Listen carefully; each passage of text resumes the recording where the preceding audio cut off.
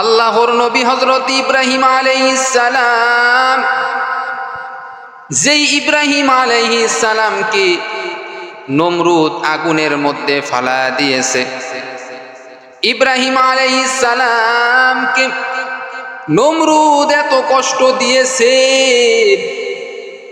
ইব্রাহিম আলাইহিস সালামকে নমরুদ বারবার বলেছে, ইব্রাহিম রে, এখনো সময় আছে রে ইব্রাহিম, আমি নমরুদকে খোদা হিসাবে মেনে নাও, আমি নমরুদকে যদি তুমি খোদা হিসাবে মেনে নাও তাহলে তোমাকে আর কষ্ট দেওয়া হবে না, তাহলে তোমাকে আর কষ্ট দেওয়া হবে না। ইব্রাহিম আলাইহিস সালাম বলতেছে, রে নমরুদ, যতই কষ্ট হোক না কেন আমি ইব্রাহিম কোনোদিন আমার আল্লাহর ইবাদত থেকে গাফেল হব না। ইব্রাহিম আলাইহিস সালামের পিতা ছিলেন একজন মূর্তি পূজক। ইব্রাহিম আলাইহিস সালামের পিতার নাম ছিল আজর। তিনি নিজেই একজন মূর্তি পূজক ছিল। ইব্রাহিম আলাইহিস সালামের পিতা আজর ইব্রাহিম নবীকে বারবার বুঝাইতো, এরে সন্তান, মূর্তি পূজার ইবাদত করো, মূর্তি পূজা করো, এক আল্লাহর ইবাদত ছেড়ে দাও, মূর্তি পূজা করো রে সন্তান। এইভাবে ইব্রাহিম আলাইহিস সালামকে তার বাবা বুঝাইতো, কিন্তু ইব্রাহিম বলতো, বাবা তুমি আমাকে যতই বুঝাও না কেন, যতই তুমি মূর্তি পূজা করার কথা বলো না কেন, আমি ইব্রাহিম এক আল্লাহর ইবাদত ছাড়া ভিন্ন কারো ইবাদত করতে রাজি নয়। এরে আল্লাহর বান্দা, ইব্রাহিম আলাইহিস সালামকে নমরুদ আগুনে ফালানোর আগে, ইব্রাহিমকে যেই আগুনের মধ্যে ফালাইবে নমরুদ, এই আগুনটা এত দীর্ঘদিন ধরে জ্বালানো হইল, এত বিশাল আগুন এবং এত পাওয়ারফুল আগুন, দীর্ঘদিন ধরে ওই আগুনটা প্রজ্বলিত করা হয়েছে। এত ভয়ঙ্কর আগুন, যেই আগুনের উপর দিয়ে কোনো পাখিরাও পর্যন্ত যাইতো না।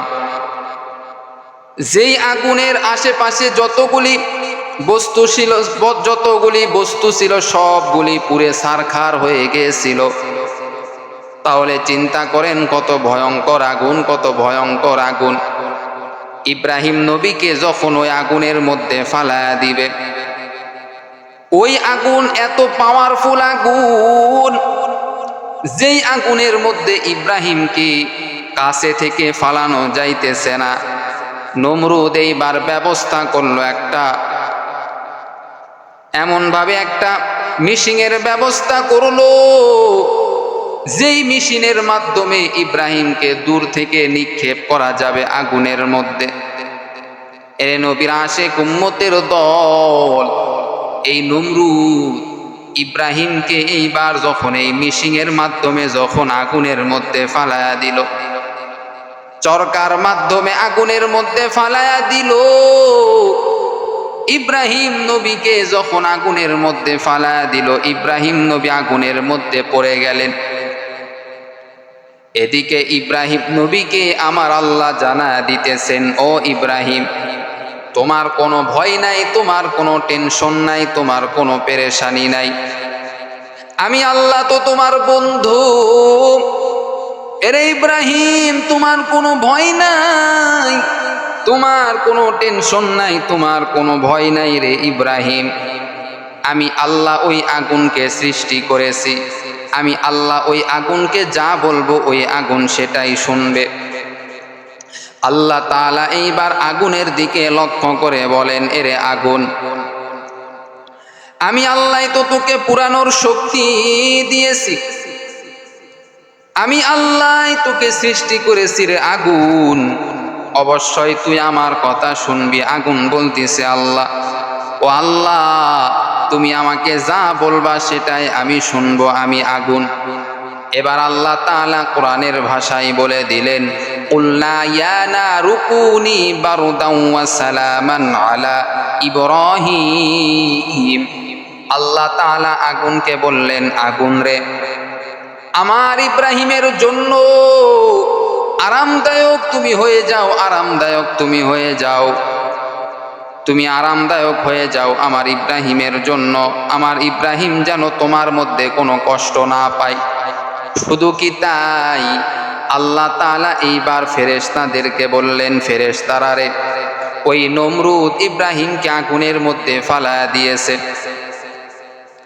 ওই নমরুদ তো ইব্রাহিমের কোনো ক্ষতি করতে পারবে না। ও ফেরেশতা, যাও যাও, তাড়াতাড়ি যাও।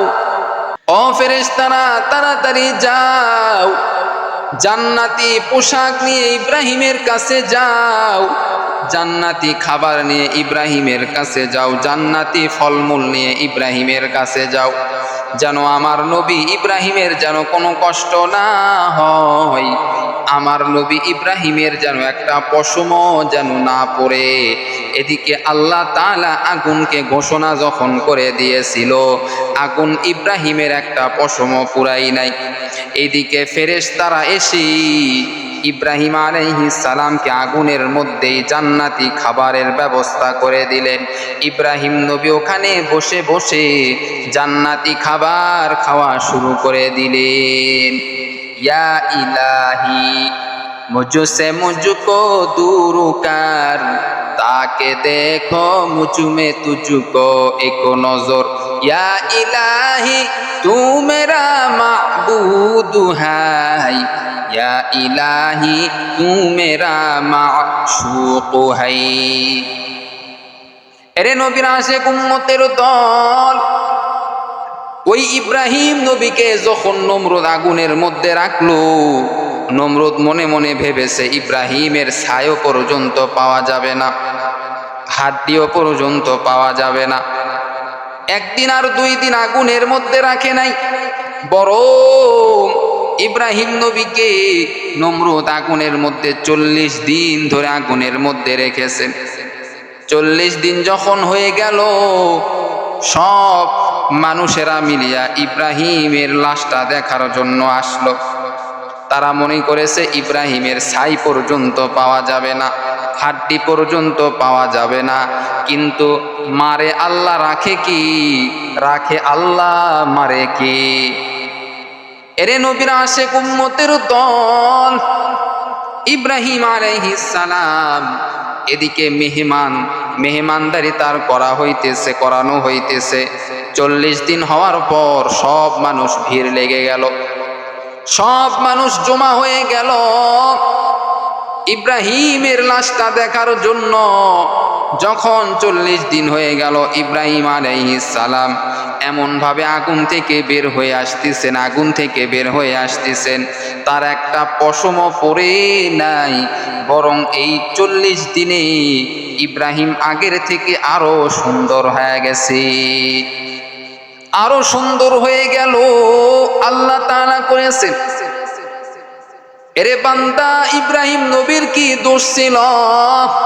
দোষ একটাই, আল্লাহর ইবাদতের কথা বলেছে, মূর্তি পূজা ছাড়ার কথা বলেছে, এটাই হলো সব থেকে বড় দোষ।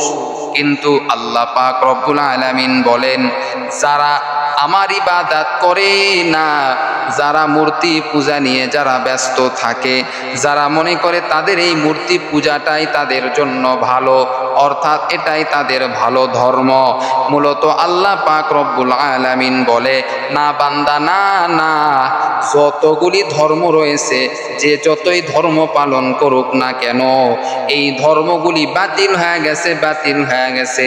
1 নাম্বার ধর্ম হলো, সঠিক ধর্ম হলো ইসলাম ধর্ম। 1 নাম্বার ধর্ম হলো ইসলাম ধর্ম।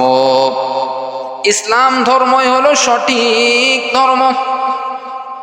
ইসলাম ধর্ম হলো শান্তির ধর্ম। ইসলাম ধর্ম হলো শান্তির ধর্ম। এরে বান্দা, ইব্রাহিম নবী ওই মূর্তিগুলিকে ইব্রাহিম নবী সর্বদা ভাঙচুর করত। এই নমরুদেরা যেই মূর্তির ইবাদত করত, ইব্রাহিম নবী একবার সমস্ত মানুষদেরকে বললেন, যারা মূর্তি পূজা করে তাদেরকে বললেন, তোমরা যেই মূর্তিগুলির পূজা করো, বলো এই মূর্তিগুলি নিজে নিজে কি কোনো কিছু খাইতে পারে নাকি? সবাই বলল, না না, এই মূর্তিগুলি কোনোভাবেই কিছু খাইতে পারে না। এই মূর্তিগুলি কি গোসল করতে পারে নাকি? বলে, না না, এই মূর্তিগুলি কি নিজের জামা নিজে কি পরতে পারে কিনা? বলে, না, পারে না। এই মূর্তিগুলি যেহেতু নিজে নিজে কোনো কাজ করতে পারে না, মানুষেরাই সব কাজ করায় দেয়, তাহলে এই মূর্তিগুলির পূজা করে তোমাদের কি লাভ? এই মূর্তিগুলির থেকে তো তোমাদের শক্তি বেশি, অতএব এই মূর্তির পূজা করে তোমাদের কি লাভ? এইভাবে ইব্রাহিম নবী যখন মূর্তির যখন অপমান করলো, এই দেবদেবতার যখন অপমান করলো, সবাই তখন ক্ষিপ্ত হয়ে গেল ইব্রাহিমের উপর ক্ষিপ্ত। একদিনের ঘটনা, ইব্রাহিম আলাইহিস সালাম বাড়িতে শুয়ে আছেন, এদিকে মেলার আয়োজন চলতেছে, সবাই নমরুদ সহ এলাকার সবাই মিলে মেলায় চলে যাবে। এমত অবস্থায় ইব্রাহিম নবীকে জানানো হলো, ও ইব্রাহিম, চলো আমাদের মেলায় তোমাকে নিয়ে যাব। ইব্রাহিম বলতেছে, আমি অসুস্থ। মূলত ইব্রাহিম নবী অসুস্থ ছিল না। এখন কথা হলো, ইব্রাহিম নবী মিথ্যা কথা বলল কেন?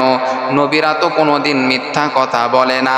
বলে, না না, মিথ্যা কথা নয়, ইব্রাহিম নবী সত্য কথা বলেছেন। ইব্রাহিম নবী এইবার বুঝাইছেন, আসলে আমি অসুস্থ তার মানে হলো, অসুস্থ হলো আমি শারীরিকভাবে অসুস্থ নই, আমি মানসিকভাবে বড় অসুস্থ। আমি শারীরিকভাবে অসুস্থ নয়, মানসিকভাবে আমি অসুস্থ। তার কারণ, তোমরা যেই সমস্ত কাজ করতেছো, তোমরা যেই মূর্তিগুলির পূজা করতেছো, এই মূর্তিগুলি তারা নিজে নিজে কিছু করতে পারে না, নিজেরা খাইতে পারে না, নিজেরা ঘুমাইতে পারে না, নিজেদের কোনো ক্ষমতা নাই। তোমরা মানুষ যা তাদেরকে করো সে অনুযায়ী তারা করতে পারে। অর্থাৎ তোমরা মানুষ তাদেরকে চালাও, তাহলে তারা কিভাবে তোমাদের খোদা হতে পারে? তোমাদের খোদা এই মূর্তিগুলি কোনোদিন হতে পারে না। এইভাবে ইব্রাহিম আলাইহিস সালাম বারবার বোঝানোর পরেও তারা যখন এই মূর্তির পূজা করার জন্য, তারপরেও তারা একেবারে ব্যাকুল হয়ে গেল। ইব্রাহিম নবী মানসিক টেনশনে পড়ে গেল, বড় মানসিক টেনশন, অসুস্থতা অনুভব করলেন। ইব্রাহিম বলতেছে, আমি অসুস্থ, তোমরা মেলায় যাও, আমি ইব্রাহিম যেতে পারবো না। সুবহানাল্লাহ। সবাই মেলায় চলে গেল। ইব্রাহিম নবী এইবার ওই মূর্তির ঘরের মধ্যে প্রবেশ করলো, যেই ঘরের মধ্যে অনেকগুলি মূর্তি সাজানো আছে, সাজানো রয়েছে। ইব্রাহিম আলাইহিস সালাম এইবার ওই ঘরের মধ্যে প্রবেশ করার পরে হাতের মধ্যে একটা কুড়াল নিলেন। এই কুড়ালটা নেওয়ার পর এইবার ইব্রাহিম আলাইহিস সালাম এক একটা মূর্তি ভাঙা শুরু করে দিলেন। ভাঙতে ভাঙতে এইবার সবগুলি মূর্তি যখন ভাঙা হয়ে গেল, মাত্র একটি মূর্তি রয়েছে, সেই মূর্তিটা বড় মূর্তি। ইব্রাহিম আলাইহিস সালাম এইবার এই কুড়ালটা ওই বড় মূর্তির গলার মধ্যে ঝুলায় রাখলো। সবাই যখন মেলা থেকে চলে আসলো, আসার পরে এই অবস্থা দেখার পর তাদের মাথা গরম হয়ে গেছে, এই কাজটা কে করলো। এবার তাদের মাথার মধ্যে ঢুকে গেল, আমরা সবাই তো মেলায় গিয়েছিলাম, কিন্তু ইব্রাহিম তো যায় নাই। একেবারে শিওর ইব্রাহিম এই কাজটা করেছে। চলো ইব্রাহিমের কাছে চলো। সবাই মিলে ইব্রাহিমের কাছে গেল, গিয়া বলল, ইব্রাহিম, এই কাজটা তুমি কেন করেছো? তোমার তো কঠিন বিচার হবে। ইব্রাহিম বলতেছে, আমি যে করেছি তার কি প্রমাণ আছে? বলে, চলো তোমরা আমাকে প্রমাণ দাও। ইব্রাহিম আলাইহিস সালাম গেল, আর সমস্ত মূর্তি পূজকরাও গেল। যাওয়ার পরে বলতেছে, ইব্রাহিম রে, এই যে মূর্তিগুলি ভাঙা অবস্থায় দেখতেছি। ইব্রাহিম আলাইহিস সালাম বলতেছেন, ভাঙা অবস্থায় তোমরা দেখতেছো, আর একটু লক্ষ্য করে দেখো বড় মূর্তির কাঁধের উপরে কুড়ালটা এইভাবে আটকানো রয়েছে। তাকে তোমরা জিজ্ঞাসা করো, সে মনে হয় সবগুলি ভেঙে ফেলেছে ছোট ছোট। সবাই এবার এক বাক্যে বলল, এই বড় মূর্তি তো তার কোনো ক্ষমতা নাই, সে তো কোনোভাবেই হাঁটতে চলতে পারে না, সে তো হাঁটতে চলতে পারে না। ইব্রাহিম আলাইহিস সালাম এইবার বললেন, তাহলে সে যেহেতু হাঁটতে পারে না, চলতে পারে না, খাইতে পারে না, ঘুমাইতে পারে না, তাহলে তোমরা কিভাবে তার ইবাদত করো, কিভাবে তার ইবাদত করো? তার ইবাদত করা হলো সব থেকে বড় বোকামি। তার ইবাদত করা, এই মূর্তিগুলির ইবাদত করা সব থেকে বড় বোকামি। এই কথা বলার পরে সবাই তখন একেবারে রাগান্বিত হয়ে গেলেন, ইব্রাহিমের উপর একেবারে রাগান্বিত হয়ে গেলেন। আমাদের খোদাদের বিরুদ্ধে ইব্রাহিম এইভাবে কথা বলতেছে, আমাদের আর সহ্য হচ্ছে না। নমরুদের কাছে বিচার দেওয়া হলো। নমরুদ এরপরে ইব্রাহিমকে আগুনে পোড়ানোর সিদ্ধান্ত নিল। যখন নমরুদ দেখলো কোনোভাবেই ইব্রাহিমকে ঠেকানো যাচ্ছে না, ইব্রাহিম আস্তে আস্তে অগ্রসর হচ্ছে, ইসলাম প্রচারের কাজে ইব্রাহিম আস্তে আস্তে এগিয়ে যাচ্ছে, তখন নমরুদ চিন্তা করলো এই ইব্রাহিমকে আর দুনিয়াতে রাখা যাবে না, তাকে হত্যা করতে হবে, আগুনে পুড়িয়ে তাকে ফেলতে হবে। তখনই আল্লাহ পাক রব্বুল আলামিন ইব্রাহিমকে হেফাজত করলেন। আগুনের মধ্যে যদিও ইব্রাহিমকে ফালায়া দিয়েছে, আল্লাহ পাক রব্বুল আলামিন ইব্রাহিমকে নিজ কুদরতিভাবে হেফাজত করেছেন। সুবহানাল্লাহ। এরে বান্দা, এই ঘটনার দ্বারা কি বুঝলাম? আল্লাহর উপর সাহায্য চাও, আল্লাহর কাছ থেকে সাহায্য চাও। যে কোনো সময় যে কোনো বিপদ আসলে আল্লাহর কাছে সাহায্য চাও, নামাজের মাধ্যমে সাহায্য চাও, ধৈর্যের মাধ্যমে সাহায্য চাও। আমার আল্লাহ বলেন, ওরে বান্দা, ওরে বান্দি, সাহায্য যদি চাও আমি আল্লাহর কাছে, আমি আল্লাহ অবশ্যই অবশ্যই সাহায্য করব। আমি আল্লাহ অবশ্যই সাহায্য করব। সাহায্য যদি আমি আল্লাহর কাছে চাও, আমি আল্লাহ অবশ্যই সাহায্য করব। কিন্তু বান্দা আল্লাহর কাছে সাহায্য চাই না, বান্দা চাই সাহায্য দুনিয়ার মানুষের কাছে। আগে বান্দা সাহায্য চাই। অথচ বান্দা যদি নামাজ আদায় করে ঠিক মতো, আল্লাহ পাক রব্বুল আলামিন যেভাবেই হোক না কেন বান্দাকে সাহায্য করবে। বিপদের মধ্যে যে কোনোভাবেই আল্লাহ বান্দাকে সাহায্য করবে। যদি বান্দার অন্তর ভালো থাকে এবং নামাজের মাধ্যমে সত্যিই যদি আল্লাহর কাছে সাহায্য চায়, অবশ্যই আল্লাহ সাহায্য করবে। কেমনে? যেমন ইব্রাহিম আলাইহিস সালামকে নমরুদ আগুনে ফালানোর পরেও আল্লাহ পাক রব্বুল আলামিন ইব্রাহিমকে সাহায্য করেছে, ঠিক তেমনিভাবে ওই আল্লাহ এখনও রয়েছে যে আল্লাহ ইব্রাহিমকে হেফাজত করেছে। ওই আল্লাহ এখনও রয়েছে যে আল্লাহ মুসা আলাইহিস সালামকে হেফাজত করেছে। ওই আল্লাহ এখনও রয়েছে যে আল্লাহ হযরত ঈসা আলাইহিস সালামকে হেফাজত করেছে। আজকে আমরা আল্লাহর উপর ভরসা না করার কারণে আজকে দিন দিন আমরা পিছে চলে যাইতেছি। আমাদের হুতাশ, আমাদের টেনশন, আমাদের পেরেশানি দিন দিন বাড়তেই আছে, কমার কোনো অপশন নাই। কারণ আমরা ভরসা আল্লাহর উপর না করে ভিন্ন কোনো বস্তুর উপরে ভরসা করতেছি। এজন্য আমাদের রিজিকের মধ্যে সমস্যা, সর্বদা পেরেশানির মধ্যে আমরা থাকি। ইব্রাহিমকে যখন নমরুদ আগুনের মধ্যে ফালায়া দিল, বিভিন্ন ফেরেশতা এসে বলেছিল, ইব্রাহিম আমার কাছে সাহায্য চাও, আমি তোমাকে সাহায্য করব। ইব্রাহিম আলাইহিস সালাম বললেন, আমার তোমাদের কাছে সাহায্য চাওয়ার কোনো প্রয়োজন নাই, সাহায্য একমাত্র আমার মালিক আল্লাহ আমাকে করবে। সুবহানাল্লাহ। আল্লাহ পাক রব্বুল আলামিন আমাদের সকলকে আল্লাহর কাছে বেশি বেশি সাহায্য চাওয়ার তৌফিক দান করুক। সকলেই বলি আমিন।